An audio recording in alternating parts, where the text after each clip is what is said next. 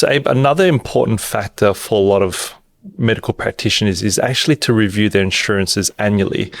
Obviously, we got a lot of people who are practicing different various services, but sometimes that changes throughout the year. Help me understand what that actually means in terms of making sure they've got the right cover in place, but then secondly, are they paying the right premiums for what they're doing? In this regard, we're going to be talking about income protection. Yep. So income protection insurance. Now, just to break that down a little bit, you can get insurance cover that actually applies to you earning your income. Mm-hmm. So that's covering you from, disability and illness, basically being unable to work. Yeah. And there's a certain waiting period that could be 30 days, 60 days, or 90 days. And they could pay you an income, typically sometimes up to 75% of your income. Mm-hmm. That's paid over a 2-year period, over a 5-year period, and sometimes all the way up to 65 or even age 70. And we've got clients that are on long-term income protection claims. But I guess to answer your question, it's important to review the level of cover that you have, because if your income's gone down, you might be paying more cover than what you're actually insured for. Mm. There's different classes of insurance cover as well, so it's important to get that checked with your advisor. But again, you don't want to be paying for cover that you're not necessarily going to be able to claim on. On the other hand, if your income has actually increased and it has gone up in value, it could be a good time to lock in that insurance cover, or to get that level of cover now before you have other health circumstances that could prevent you from getting that insurance later on. So how do we actually lock in? What does that actually mean? Really good question. So I guess if your income has increased, you can obviously review your income and you can increase the level of cover you're then insured for. Like I said in the example, you might be insured for 75% of your income. Yep. Okay, so you typically someone earning over $500,000 or $600,000 of income, they would be insured for $25,000 to $30,000 per month. Yep. Of income.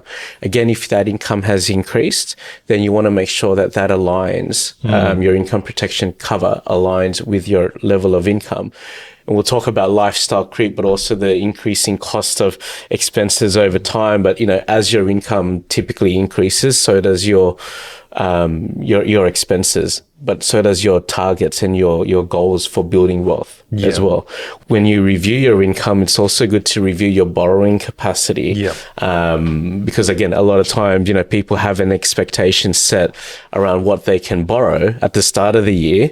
And, we mentioned before, by the time they actually get to getting their tax returns done, it's nowhere near what it looks like, or where it should look like. And that kind of goes back to the point in terms of just sharpening up the financial, the sharpness of the financial statement, right? And what we do find is obviously if you are, I guess, a contractor or you're running your own practice, it's so important that if you are looking at acquisition, that you have set up the finances well enough to ensure that you've paid yourself an amount that's going to allow you to borrow.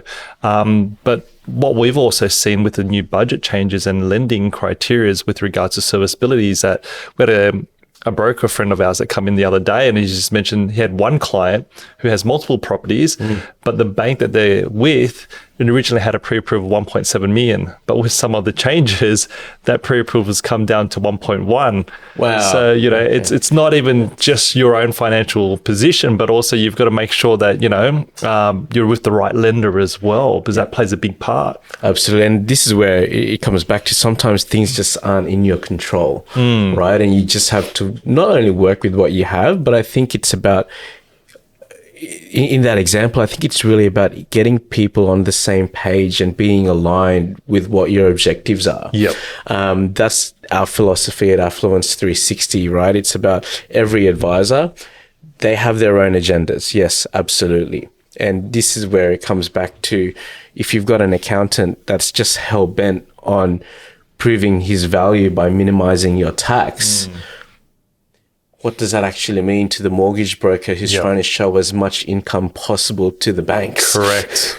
Right? Yes. So if you don't have a team that's actually aligned and have your goals at the forefront of what they're doing and what they're looking to achieve for you, it can be very, very hard as a client to achieve anything. Again, comes back to start early, have the team in the room, have your goals aligned, review your income.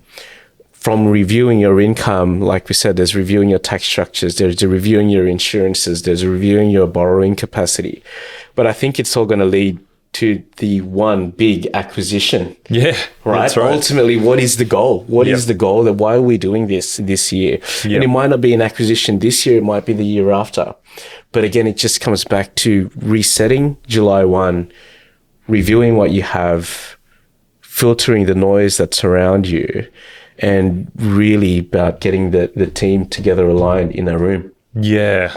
And getting those goals laid out and having a plan in place. So what I'm taking out of this is that there's so much emphasis on July being that revelation to making sure your finances are set for the next 12 months.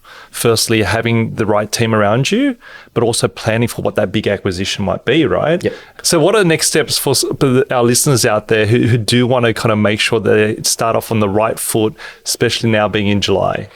I really think the first 90 days in the start of the financial year is the most critical time to be planning and to be making decisions. That's going to set you up for the year ahead. I think the most critical thing a lot of people don't do is book in a 30-minute meeting with their accountant and their advisors in the same room. That is going to just get everyone on the same page, like I mentioned, aligned with your goals at the forefront. So, you know, by the time you get to 30th of June, the following year, you're not worried. Fantastic.